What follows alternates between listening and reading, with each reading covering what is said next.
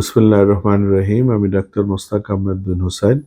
আজকে আপনাদের মাঝে অস্টিও আর্থারাইটিস বা হাড়ের বাত নিয়ে আলোচনা করব। অস্টিও আর্থারাইটিস নর্মালি আমরা যেটা বুঝি সেটা হলো হাড়ের ক্ষয়জনিত যে বাতগুলো হয়, অর্থাৎ যদি হাঁটুর হাড় ক্ষয় হয়ে যায় বা এখানে ক্যালসিয়ামের ঘাটতির জন্য হাড়গুলো ডিজেনারেট হয়ে যায়, কটমট করে, বা হাড়ের মনে করেন ঠিকমতো হাড়ের জেল যেভাবে সাপ্লাই হওয়া উচিত, যেভাবে বডিতে নিয়ন্ত্রণ রাখা উচিত, হাড়গুলিকে নিয়ন্ত্রণ রাখে, সেভাবে যদি জেল সাপ্লাই না হয়, তাহলে ওই বা যদি হাড় শুকিয়ে যায়, হাড় কটমট করে, ব্যথা করে, মুভমেন্টের সময় জ্বালা করে, এইসব বাতগুলিকে আমরা নর্মালি বলি অস্টিও আর্থারাইটিস।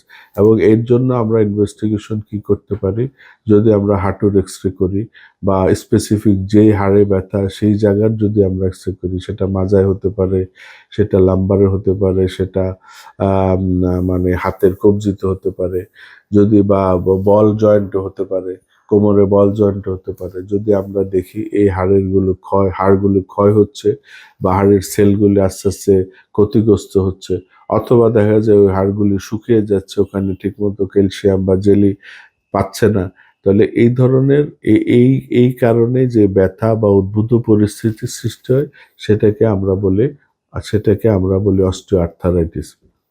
অস্টিও বলতে হলো হাড়ের, আর্থারাইটিস বলে ব্যথা, হাড়ের ব্যথা।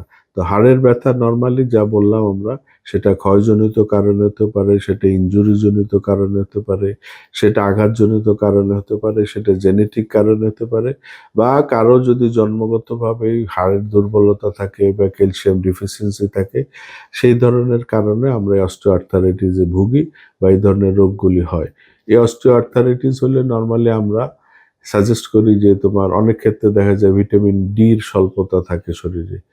ডি যদি কম থাকে, ডির ঘাটতি থাকে, তখন আমরা অনেক অনেক ক্ষেত্রে দেখে ডি রাইজ ইউজ করি বা ভিটামিন ডি রোদ থেকে আমরা নেই, বিশেষ করে শীতের রোদে ভিটামিন ডি বেশি থাকে। তো এই রোদগুলি যদি আমরা নিতে পারি বা রোদ লাগাতে পারি, তাহলে অনেক ক্ষেত্রে আমাদের ব্যথা ট্যাথা কমে যায় বা ডি সাপোর্ট পায়। ডির যে ঘাটতি থাকে সেটা যদি আমরা রোদ থেকে নিতে পারি, ডির ঘাটতি পূরণ হয়, ব্যথাটা অনেক সময় কমে যায়। এবং সেই ক্ষেত্রে যদি এগুলিতে সাপোর্ট না হয়, কাজ না হয়, তাহলে আমরা হোমিও চিকিৎসা নিতে পারি। আমরা একটা কথা মনে রাখবো, যে কোনো পেইন কিলার শরীরের জন্য ক্ষতিকর।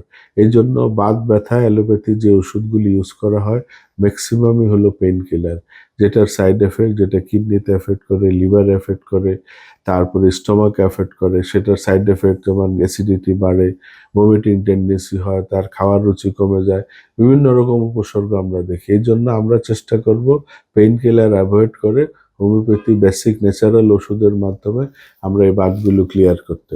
এবং এই অস্টিও আর্থারাইটিসের জন্য খুব ভালো চিকিৎসা হোমিওপ্যাথিতে আছে।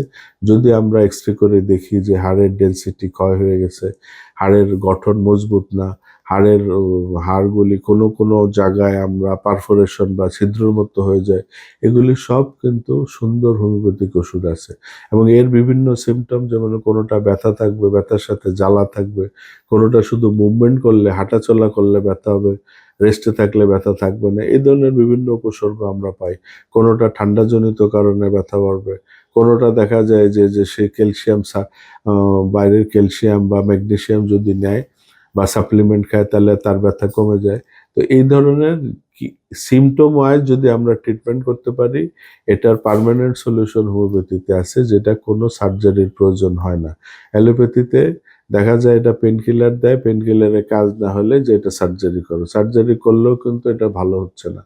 কাজে আমরা উইদাউট সাইড এফেক্ট মেডিসিন আমরা হোমিও চিকিৎসা নিব, এবং এই অস্টিও আর্থারাইটিস ভালো হওয়ার সম্ভাবনা থাকবে এবং ভালো হয়ে যায়। কাজে আপনারা এই বিষয়ে আগে হোমিওপ্যাথিক ডাক্তারের পরামর্শ নেবেন, তারপরে আপনারা যদি কাজ না হয় অন্যদিকে চেষ্টা করবেন। তো ধন্যবাদ, আজকে এই পর্যন্তই। ভালো থাকবেন সবাই।